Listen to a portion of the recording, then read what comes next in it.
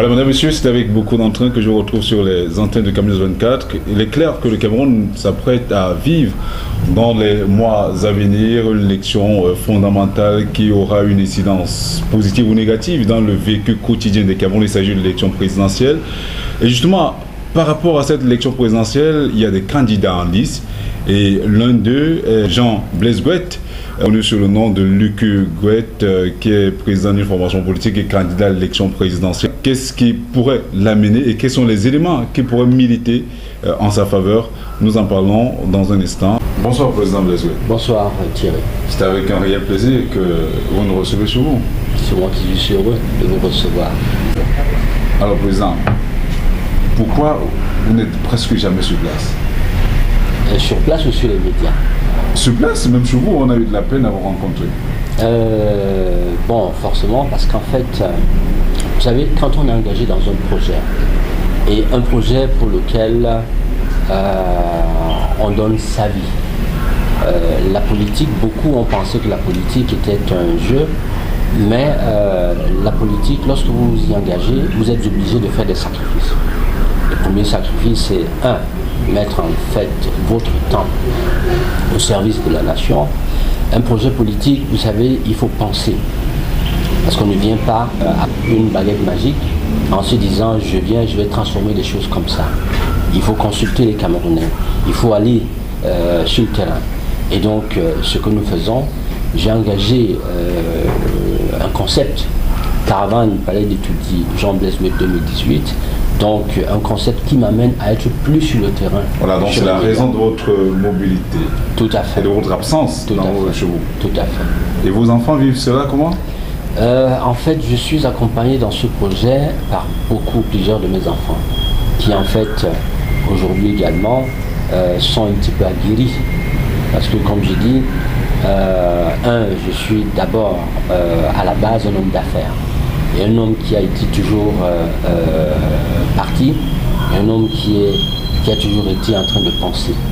Donc aujourd'hui, c'est un projet, ce projet politique est un projet dans lequel bon nombre de mes enfants ils sont à fond engagés et ils m'encouragent là-dedans. Voilà, je le disais, le Cameroun s'apprête à vivre dans les mois qui s'annoncent une partie extrêmement importante de la vie de sa nation, à savoir la tenue d'une élection présidentielle ou de l'élection présidentielle 2018. Tout le monde en parle avec beaucoup d'intérêt. Jean Blaise Guette est candidat à cette élection présidentielle. Vous savez, le Cameroun est une nation qui a toujours vécu dans la paix, et d'où un arbre de paix. Et depuis plusieurs années, nous vivons aujourd'hui au Cameroun des situations qui préoccupent tout Camerounais. Boko Haram, la crise anglophone, et aujourd'hui on a également un profond malaise social. Et je pense que si le Cameroun demain va mal, si ça se gâte pour tous les Camerounais, ça ne se gâtera pas pour M. Guette, mais ça va se gâter en général pour tous les Camerounais. Nous allons tous regretter aujourd'hui de n'avoir rien fait du tout. Je voudrais profiter de l'antenne que vous m'offrez aujourd'hui pour dire non seulement au président Paul Biya, à John Fondi, au président Bello Bouba, et puis à Dame Dioya et à tous nos aînés qui nous ont précédés dans la chose politique. Je voudrais leur dire qu'en fait, les encourager et les féliciter pour ce qu'ils ont fait. Aujourd'hui, il est temps que nous regardions tous, qu'on se tourne vers notre peuple. Et ce peuple qui nous regarde aujourd'hui, on a des enfants qui vont mourir en Méditerranée, on a aujourd'hui le pouvoir d'achat des Camerounais qui en fait est très bas, on a nos enfants qui sont au chômage, on a aujourd'hui, lorsqu'on est malade, on ne peut pas se soigner parce qu'on n'a pas d'argent, c'est difficile. Et je pense que la nation a servi depuis toujours les intérêts de nos partenaires. Il est temps aujourd'hui que nous nous retournions vers notre peuple et que qu'on regarde ce peuple en face, qu'on voit un petit peu ce peuple comment et qu'on se dise qu'en fait la politique, l'homme politique, on ne se lève pas pour soi-même, on se lève pour le peuple. Et aujourd'hui, il est temps que nous regardons ce peuple en face et qu'on se dise, ne serait-ce que par patriotisme, qu'il faut laisser quelque chose à l'Afrique et aux générations futures. Et si je suis debout, en fait, c'est pour venir redonner les droits à cette nation-là et pour participer, dire à ces aînés qui ont longtemps travaillé pour cette nation, avec amour et fidélité, leur dire en fait qu'il faudrait que nous tous, qu'on ne puisse plus non seulement penser à nous, à briguer à l'élection présidentielle, qu'on vote pour nous, mais qu'on regarde plutôt ce peuple-là, qui en face nous regarde. Je voudrais profiter de cette antenne que vous m'offrez pour dire aux jeunes, pour dire à tous ces jeunes-là qui hier se sont plaints et continuent à se plaindre, souffrir aujourd'hui, qu'il est temps que ces jeunes se lèvent. Je ne veux pas les renvoyer dans la rue, mais je voudrais dire à tous ces jeunes-là qu'aujourd'hui, ils ont une opportunité unique et historique. Le peuple camerounais aujourd'hui doit reprendre ses droits et nous sommes debout pour leur redonner leurs droits à travers le MPCC, Mouvement Patriotique pour le Changement du Cameroun, que nous avons créé pour donner un cadre à ces jeunes-là de pouvoir être non seulement des élus dans les postes de conseillers municipaux, de mairie, de députés. Aujourd'hui, nous avons pensé hier que la politique c'était les autres. Malheureusement, nous nous sommes trompés. La politique, c'est chacun de nous. Et si nous ne nous levons pas aujourd'hui, personne ne pourra venir nous donner notre destin en main. Donc j'invite tous les Camerounais à se lever d'où qu'ils soient, de quel village, quel que soit le village, la ville, la région où ils sont, qu'ils se lèvent, qu'ils mettent en place des équipes MPCC qui nous appellent, je viendrai les installer. Il faudra que demain qu'on ait en principe, qu'on donne à la nation une nouvelle carte d'homme politique. Et je suis là pour les aider et les accompagner. Voilà, il est clair qu'à vous écouter, vous êtes carrément en campagne politique, et la campagne est vous encore lancée. Vous avez le temps de le faire, mais on vous a laissé le temps et quand même de nous repréciser votre pensée. C'est tout à fait intéressant. Mais à vous écouter, vous n'êtes pas très loin du discours du président du mouvement Naon, notamment Maître Akeroumuna. Vous n'êtes non plus loin du professeur Maurice Kamto, encore moins de Cabral Libi. Qu'est-ce que le MPCC apporte de neuf aux Camerounais? Parce que le discours est pratiquement le même. Il est clair que tout le monde travaille pour le changement des mentalités, en même temps travaille également pour l'amélioration des conditions de vie des Camerounais. Mais vous, M. Gouet, qu'apportez-vous concrètement aux Camerounais? Vous savez, M. Gouet est un homme, tout à l'heure à l'entame de cet entretien, vous avez vous-même présenté M. Gouet comme Lucky Gouet, un homme que tout le monde connaît. C'est là la différence. Vous savez, moi, j'ai commencé à travailler pour cette nation depuis toujours, depuis des décennies. J'ai donné à cette nation, à la jeunesse, aux Camerounais, mon cœur à travers les actions que j'ai posées au Cameroun. Et aujourd'hui, en fait, si je me lève, je ne me lève pas parce que je veux aller chercher un poste de ministre ou encore je veux aller soutenir un parti à se maintenir au pouvoir, mais je me lève parce que j'ai fait ce que j'ai pu faire, j'ai donné à la nation ce que j'ai pu lui donner hier, et l'heure est arrivée que je donne le meilleur de moi-même à la nation. Et moi, contrairement à tous ceux-là qui sont sur le terrain, je viens en politique avec un nouveau discours. Ça veut dire que je viens avec mon cœur. Et le cœur voudrait en fait que ce soit demain à la tête, qu'il soit demain à la tête de cette nation, un homme qui aime le peuple, un homme qui apporte la paix, un homme qui incarne la paix, un homme qui souhaite donner la place à tous les Camerounais.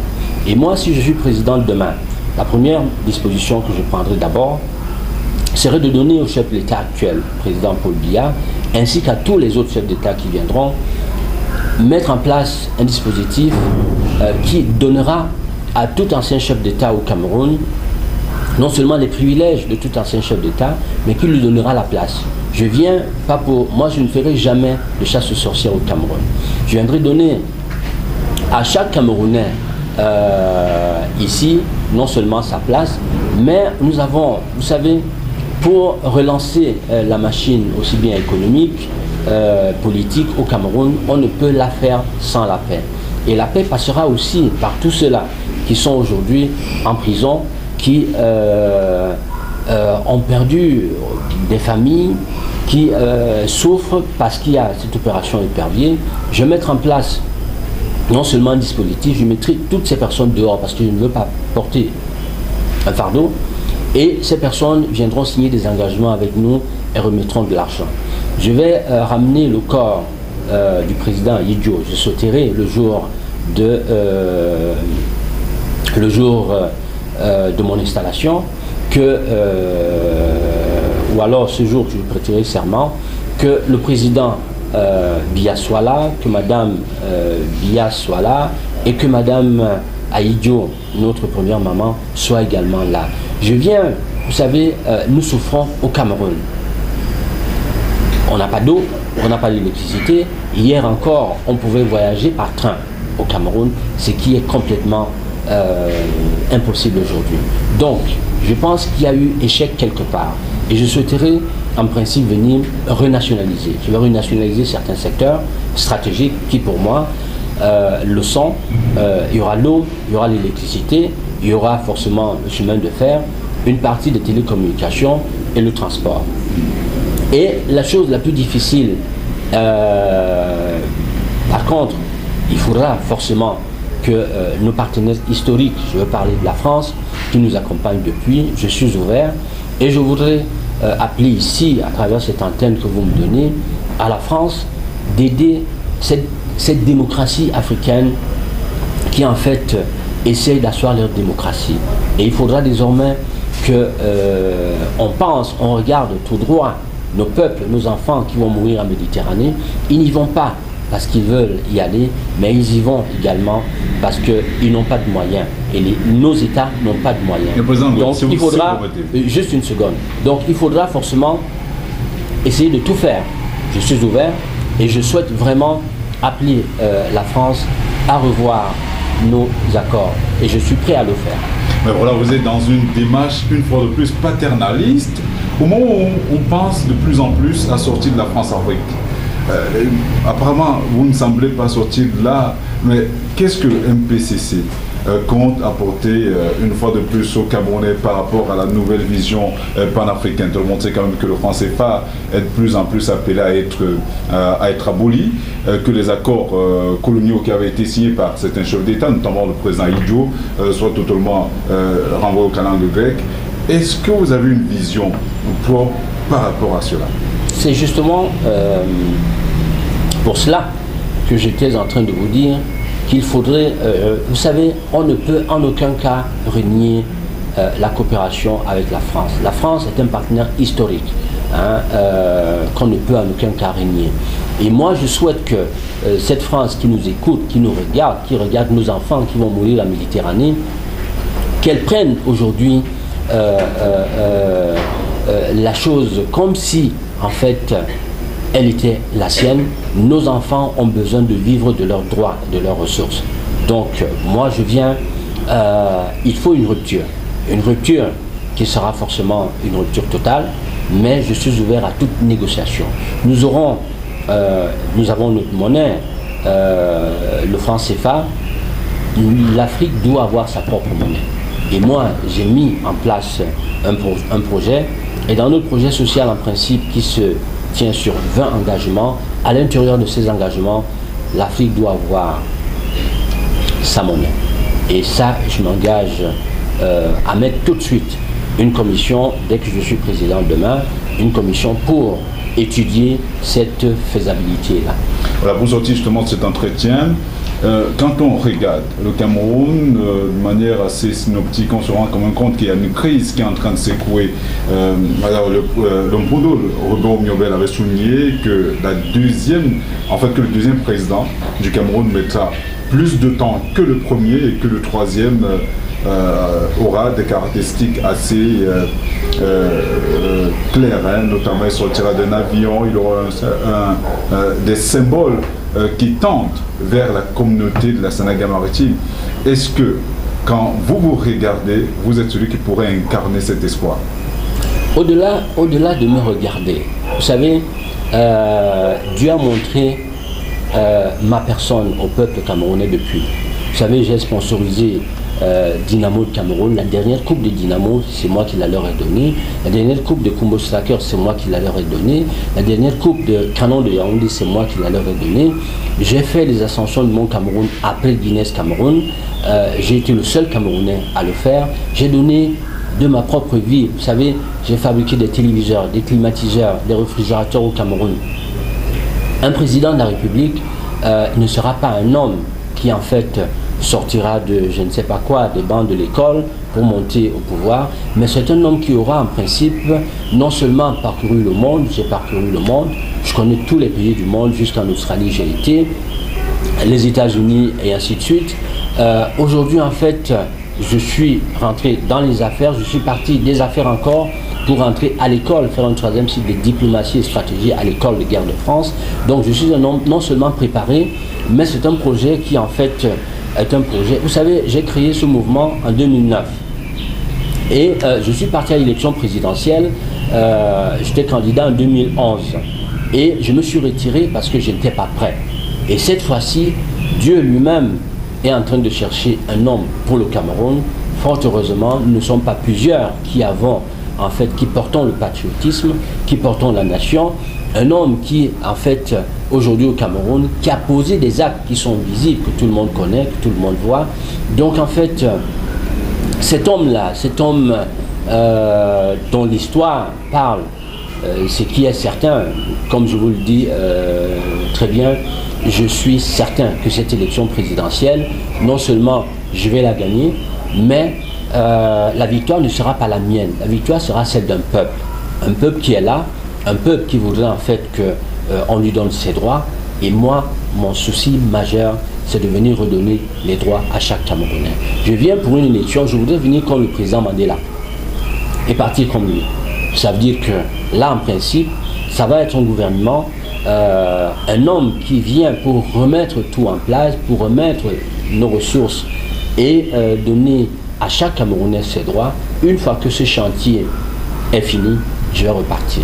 Donc j'entends en principe ramener la constitution du Cameroun à un mandat de 5 ans, renouvelable une seule fois.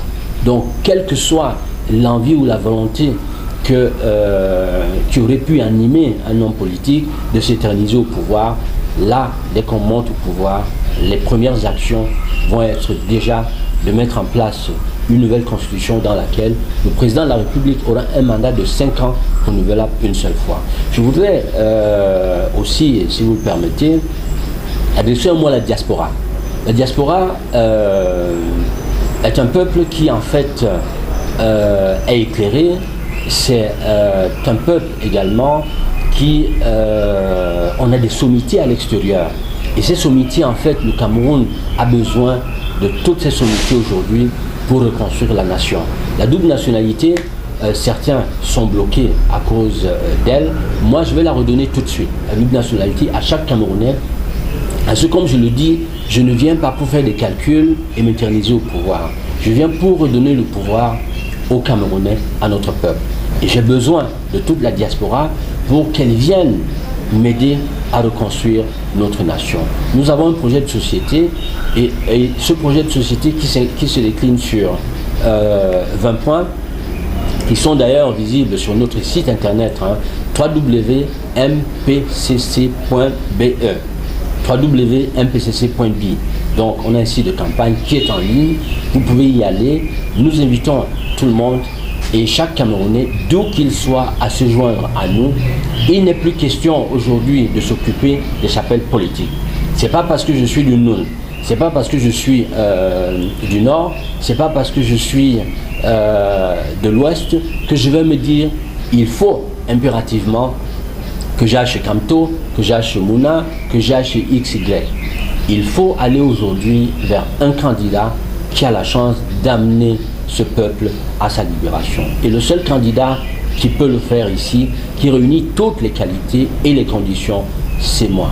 Et ça, j'aimerais également que le président de la République, qui forcément va écouter cet entretien, qu'il m'aide, qu'il nous encourage dans ce sens-là, parce que m'aider, c'est aider tout le peuple, c'est l'aider lui-même à passer toute sa retraite dans ce beau pays magnifique qu'il a passé toutes les années à bâtir.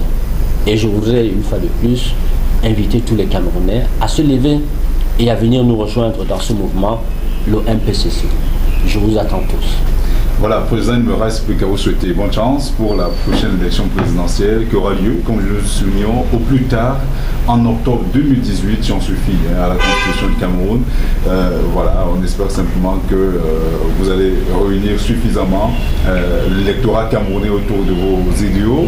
Et le but, la première d'ailleurs de cet entretien, parce que nous reviendrons justement pour questionner davantage les autres aspects de la vie socio-politique du Cameroun, notamment la crise anglophone, notamment le fédéralisme, mais également parler d'autres aspects qui touchent au vécu quotidien des Camerounais. Merci d'avoir accepté notre entretien. Merci beaucoup, M. Yobert. Je suis à votre disposition. Je serai toujours là.